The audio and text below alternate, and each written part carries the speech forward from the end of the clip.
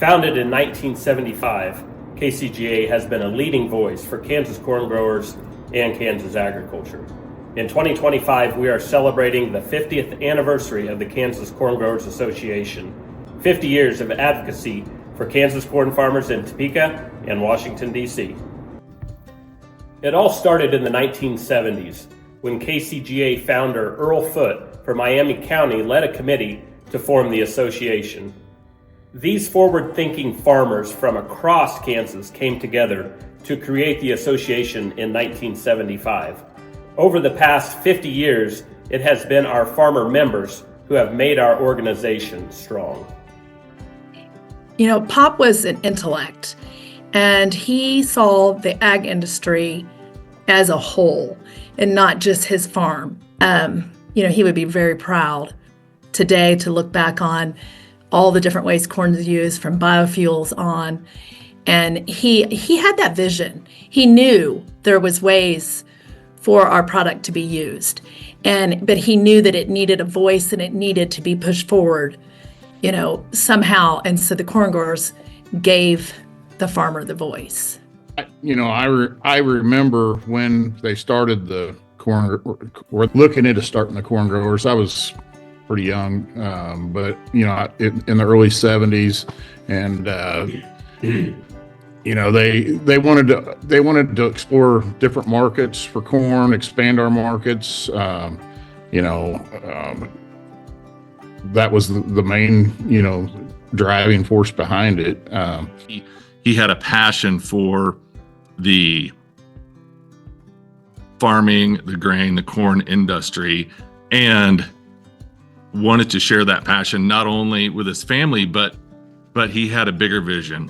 He would tell, my dad would tell me stories about his dad saying, "Bob, the streets of the world is a lot bigger than the streets of Weah," which is the little community that they were in. Okay, the world is a lot bigger than the streets of Weah, and Dad took that to mean go beyond and go out and do more. And I think that my dad really took that to heart. I've tried to take that to heart, my brothers and all of our cousins that we work with. We've all taken that to heart as to mean, let's do more. Let's don't sit still. And I think that Earl, in the same way, looked at that in the Kansas corn growers and said, let's do more. We don't have to just, be Kansas, the small corn state, compared to Iowa and Nebraska and Missouri. We can grow, and we not only will grow the acres of corn grown in the state, but how we use that corn. And that has clearly flourished in Kansas. And so I like to think a lot of that work started with him. They care about the producers of the state of Kansas. I mean, that's our main goal, was taking care of our producers. Just learning things from my personal life and meeting people and testifying, and senators and representatives there at Topeka, helping the growers in the state of Kansas in any area that we could help them. I really enjoyed that part of it, Sue. But I think when the drought hit there in 1990, presenting at the meeting there in St. Louis, when I got everybody's attentions with how I addressed them, and just getting on the drought relief board and trying to get better insurance for our growers in the state of Kansas, that's probably one of the highlights, out of all those years, probably is the thing that I feel like we helped the most for the growers in the state of Kansas at that point in time. Especially out in western Kansas, and now that I'm, a banker here at the local bank here in Tribune, is crop insurance is a key thing we look at every day on loans for farmers. And, when I first started farming, we didn't have that blanket and that insurance, and it made things tougher. Not saying they're great now, but at least there's some backup that we didn't used to have. So I felt like that was one of the best things we could have done for the state of Kansas. Well, first of all, I'd like to say congratulations to Kansas Corn on 50 years of success.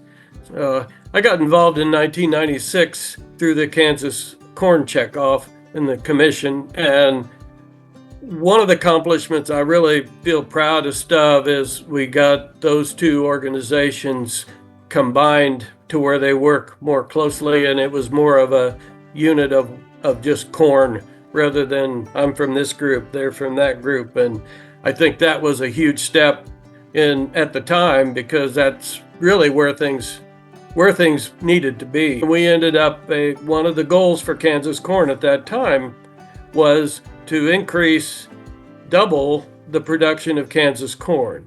And at that time, it was 200 million bushels approximately. And look where we are today. We've been as high as over 700 million bushels. And I really feel like that was a huge part of what we started out to do and what we really accomplished. You know, for the average farmer, the average producer, the average person that doesn't understand what Kansas corn or national corn does for the American farmer and for agriculture, it's eye-opening. I mean, the amount of influence that we have in Washington with our organizations, you know, be it National Corn Growers is our voice there, but obviously all the states such as Kansas Corn, and they're feeding all the information and all the resources and stuff to National Corn, you know, letting the leaders in DC know what's needed on the ground. And, you know, rural Kansas, our organization gets our message and each individual producer's message, so to speak, and each area's message to the national level. And then it gets, you know, we've got representatives and people in DC that are getting us lots of time in ag meetings and policy meetings, and letting the, you know, the people that need to know what's going on to make the decisions that will ultimately impact us, you know, in some way, shape, or form. So I don't know how else an organization could do it better than the corn organization, to be honest with you. And I think if you'd ask a lot of people in DC, they would echo those same thoughts, because well, you can't talk about Kansas corn or corn in general without talking about Jere White. He's Mr. Corn, Mr. Ethanol, Mr. Atrazine. Jere, it was his life. He was dedicated. He still is. And, you know, I just owe him a lot as far as getting me in the right places and, you know, teaching me how to express myself in better terms. Along with that, you know, Roger Pine was right there with him. He just Mr. Steady on what do you need from me? And Roger was always there, and he used that to go take Corn's message on into the Kansas Senate for a while. And, you know, I can't talk enough without talking about Greg Krissek. He replaced Jere and did a phenomenal job of taking this to the next level. He ended up, and he retired, moved on. We have Josh now, and Josh Roe's doing a phenomenal job. But I can't say enough about the people I've served with, because they put up with some things as I was learning how to deal with boards, and probably said some wrong things. But everybody on those boards were always unified. We always came up with a decision that we could all live with and move in the right direction. And I think, you know, looking back over 30 some years that I've been involved, that we've always had good quality boards, and I think we still have that today.